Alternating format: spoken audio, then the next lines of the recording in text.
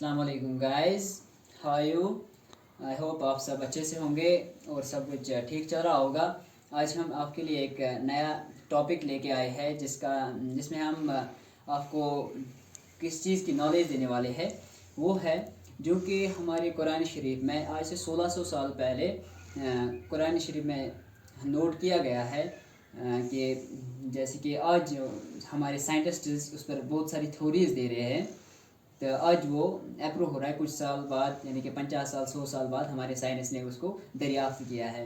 चलिए आज हम देखते हैं कि ऐसा क्या है जो हमारे कुरान में आज से 1600 साल पहले लिखा गया है और आज हमारे साइंस में दो 100 साल 50 साल पहले लिखा गया है।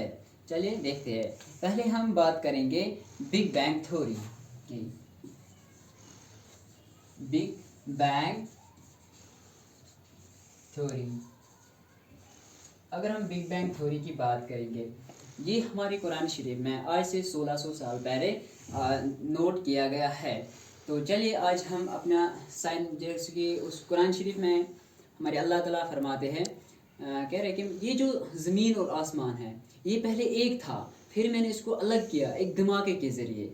अब यही हमें साइंस आज बता रहा है कि ये जो ज़मीन और आसमान है एक था, फिर ये इस एक धमाके के ज़रिए अलग हो चुका है। फिर हमारे प्लैनेट्स वजूद में आ गए, सन वजूद में, मून और बाकी सारे प्लैनेट्स वजूद में आ गए, अर्थ वजूद में आ गई। और देखते हैं आज हमें साइंस बता रहा है। चलिए मैं आपको दिखाता हूँ क्या। पहले जो ज़मीन और आसमान है सब कुछ एक था, फिर इसमें जो हाई एनर्जी की वजह से एक धमाका हो गया, यहाँ से इसको बहुत सारे टुकड़े निकल गए इसके। ऐसे जैसे यहाँ पर अर्थ वजूद में आ गया, जैसे कि अर्थ वजूद में आ गया, अर्थ में इसमें इतनी एनर्जी थी कि कहते हैं कि आज भी अर्थ एक्सपेंड हो रही है, इतनी एनर्जी है इसमें। वहाँ से एक बहुत बड़ा आग का एक गोला निकल गया जिसमें बहुत सारी एनर्जी, हाई एनर्जी थी उसमें, जिसको हम सोलर नेबुला कहते हैं।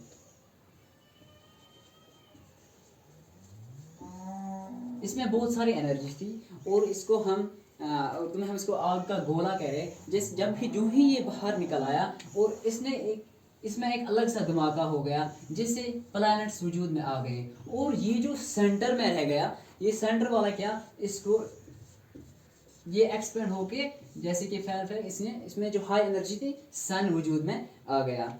ऐसे ही ये हमारे कुरान शरीफ में आज से 1600 साल पहले लिखा गया है और साइंस में ये दरियाफ्त हुआ लगभग 50-100 साल पहले या 150 साल पहले। तो चलिए अब हम बात करेंगे ओरिजिन ऑफ लाइफ। अगर हम ओरिजिन ऑफ लाइफ की बात करें, 4 बिलियन ईयर्स 4 बिलियन ईयर्स पहले अर्थ, ये जो लाइफ वजूद में आ गई। अगर हम ओरिजिन ऑफ लाइफ की बात करेंगे, इस पर हमें बहुत सारी थ्योरीज आ गई, मैनी थ्योरीज पर दी। जैसे कि एक थ्योरी है थ्योरी ऑफ स्पेशल क्रिएशन, आपने पढ़ा भी होगा 12th क्लास में।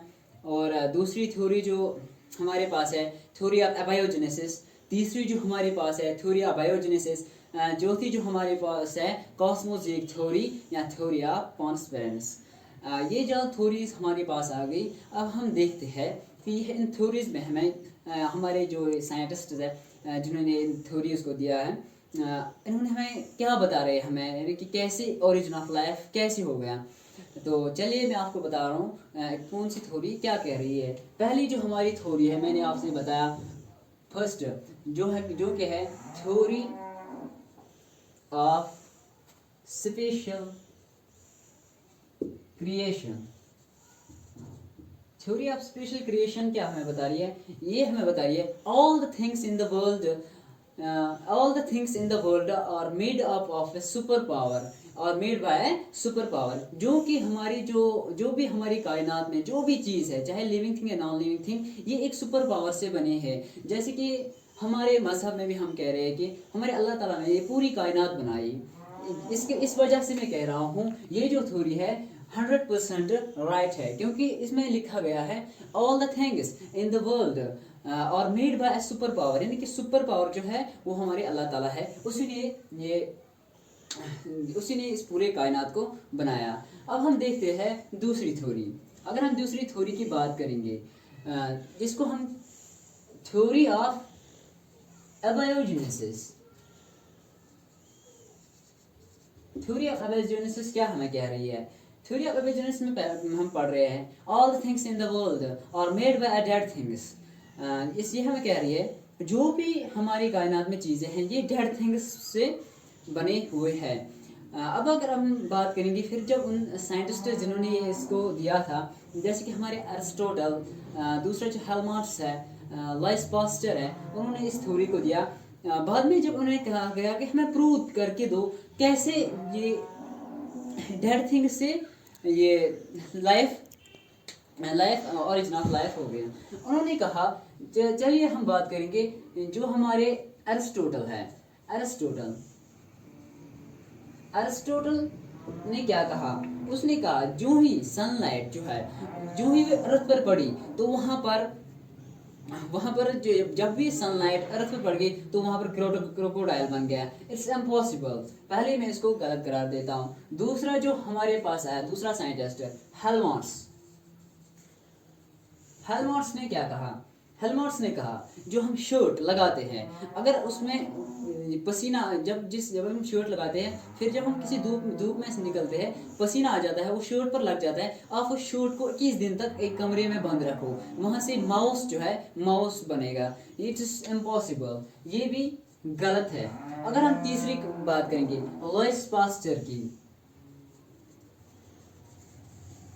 लुईस पास्चर की अगर हम बात करेंगे, उसने क्या कहा? उसने कहा जो स्वैन है उसे कहा कि हमें प्रूव दो कैसे एक डेड थिंग से बाकी ऑर्गेनिजम्स दरियाफ्त हो रहे हैं। उसने कहा एक स्वैन उसने लाई, उसका सिर कट किया और पीछे से उसको ब्लॉक किया, फिर आगे से भी ब्लॉक किया। उसे जब वहाँ पर रख दिया तो फिर बहुत टाइम के बाद जब देखा तो वहाँ पर बहुत सारे कीड़े मकोड़े बन गए थे। तो फिर जैसे कि हम जानते हैं हमारे जो एनवायरनमेंट है बहुत सारे बैक्टीरियाज होते हैं जो कि उसको ख़त्म करते हैं, जिनको भी हमारे अल्लाह ताला जो कि पहली थ्योरी हमें बता रही है all the things in the world are made up by super power, वो उसी सुपर पावर ने उनको बनाया है। ये इम्पॉसिबल। जैसे कि हम किसी जगह जो शुगर रखेंगे तो फिर बहुत सारे आर्ट्स उस पर आ रहे हैं, कहाँ से आ रहे हैं? जैसे कि उनको स्मेल, उस शुगर की स्मेल आ रही है, बहुत दूर से आ रहे हैं, उस स्मेल को फॉलो करते हैं और उस शुगर की तरफ पहुंच के उसको ले जाते हैं। इसका मतलब ये नहीं कि हम ये कहेंगे कि शुगर से आर्ट्स बनती है। It's impossible. तो फिर हम इसको भी गलत करा देते हैं। इसमें जो पहली थ्योरी है theory of special creation, it's